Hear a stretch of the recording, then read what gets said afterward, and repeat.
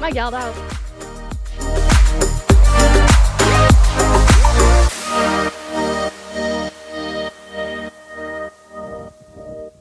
Ik zie een heel mooi busje hier beneden staan. Wat voor busje is dat?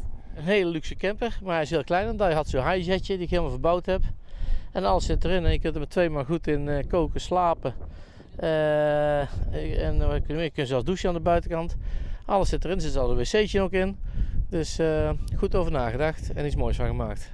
Ja, gaan jullie vaker met zo'n busje op vakantie? Nou, wij zijn een jaar of 7 geleden zijn wij ook met zo'n soort busje van Amsterdam naar Dakar en naar Gambia doorgereden. En dat was ook een mooie ervaring en een spannend avontuur. We kennen elkaar 50 jaar, dus we hoeven ons elkaar niks meer te leren. Nee, als mensen daar vragen over hebben, dan kunnen wij een heel boek over schrijven over dat verhaal naar Gambia. En welke titel zou dat boek krijgen? Ja, daar moeten we even over nadenken. Want dat is nou een vraag die ik niet verwacht had. Ja, nee, denk even over. Ja, daar ga je nog even over nadenken inderdaad. Dus dat boot het al 50 jaar goed, geen ruzie in het busje, zo klein?